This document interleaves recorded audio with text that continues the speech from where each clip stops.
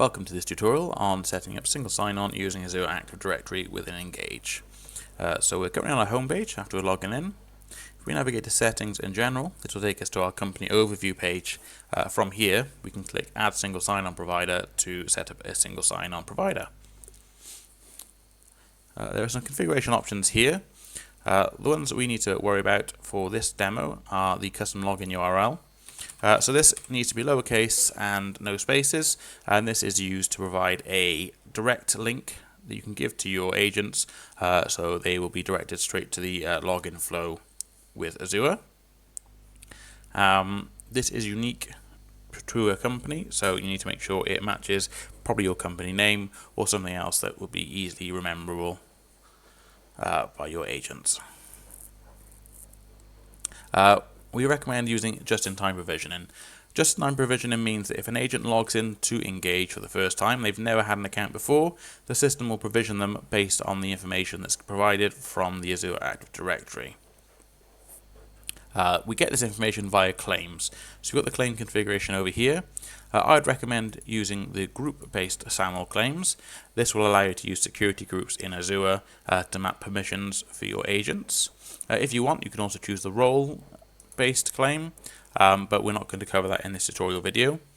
There are also some other different claim configurations if you choose to use an on-premises Active Directory, or if you want to use G Suite instead.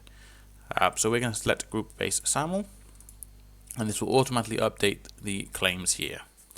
With the default user group, we recommend selecting the default group.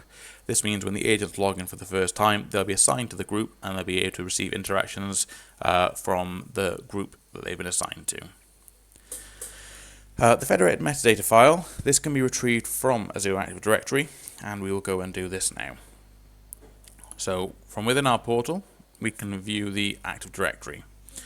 From here, we have a list of users and groups, and we have enterprise applications. So if we click down to enterprise applications, you'll see here that we have a list of enterprise applications. We're going to create a new application, and we're going to click create your own application. You need to choose integrate with any other applications you don't find in the gallery, as Engage is not currently in the gallery, as it requires a custom setup. And we'll name the app something that's used for internal purposes only. So we can do Talkative Engage SAML, for example. We'll then click create. And this will set up a enterprise application.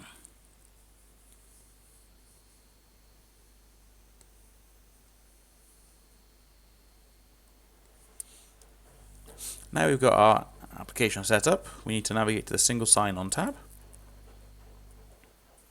and then we need to choose SAML as the method of single sign-on.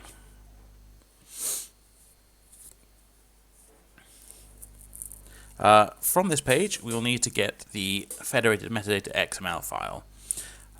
Now to do this, we first need to give the identifier and the reply URL some data.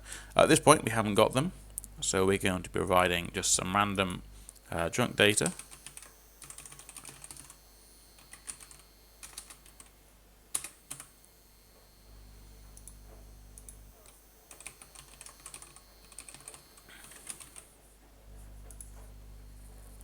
And we'll click save.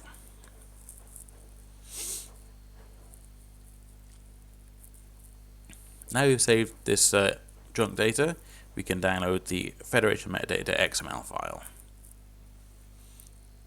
This will be downloaded to our downloads folder. Now we can navigate back into Engage and choose this file that we've downloaded. Once we've selected the file, we click Setup Single Sign-On Provider,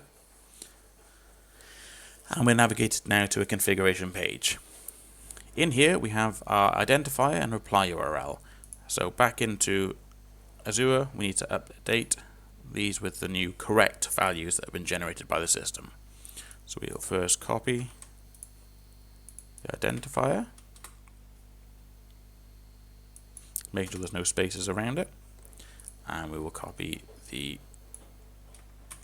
reply URL. Again, making sure there's no spaces around it from when you've copied it. And then we click Save.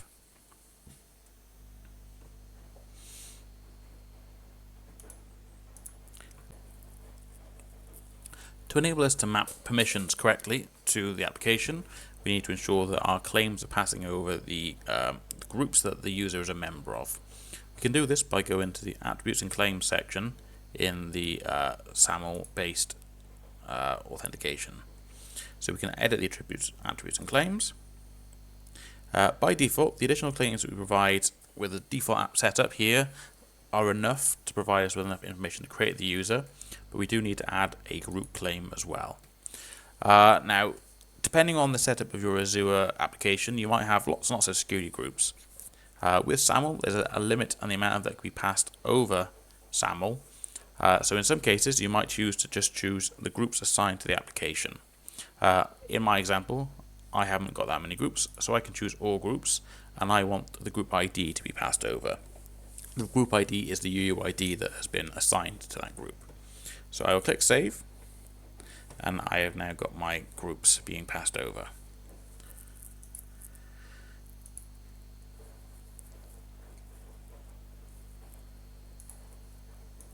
The users that we passed over will be using their principal name or email address to create the account.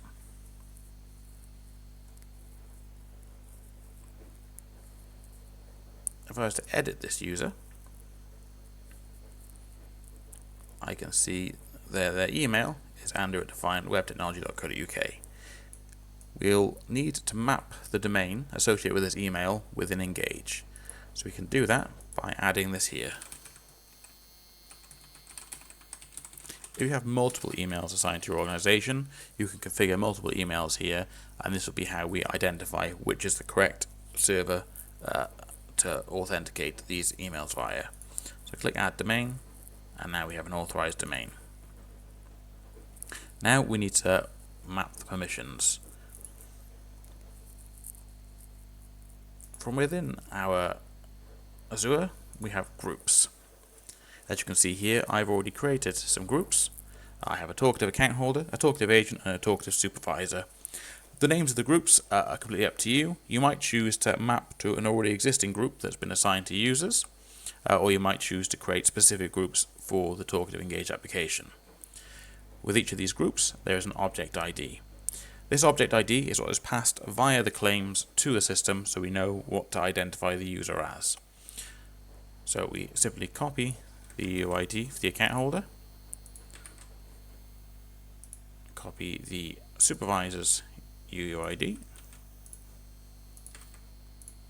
and copy the agent's UUID. Once these have all been mapped, we can click Update Mapping. There is a possibility that if you want to map multiple groups to a permission, you can separate them with a pipe character, and you can separate them that way. So any group that is separated by this pipe that is mapped to an account holder would be given an account holder permission. For this example, we're just going to be using a single UUID.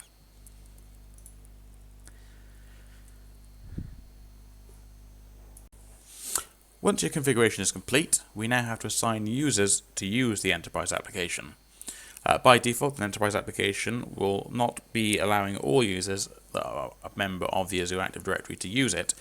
We have to first define which users or groups will be allowed to use the application. To do this, we log back into our Azure, we head to our enterprise applications, and we choose the appropriate enterprise application. From here, there's a users and groups setting. In here, we can add a user or a group. You might choose to add a group of users, which might be the simplest way of adding them, or you can choose to add a user one by one. In this case, we're going to add just my user for now, and then we will assign them to the application. So now my user is added, I'll be able to log into the system. Now we've completed the configuration of the single sign-on server, we need to test it. To do this, we need to open a private tab so there are no active sessions for Engage or for Azure Active Directory. So we copy the URL, we open a new private window, and we load the URL. From here we can begin the login flow and complete any authentication that's required through two-factor authentication.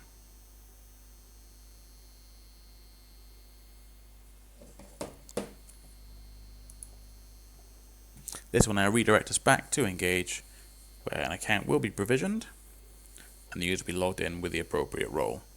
In this case, the user was mapped to an account holder role, so they have an account holder permission.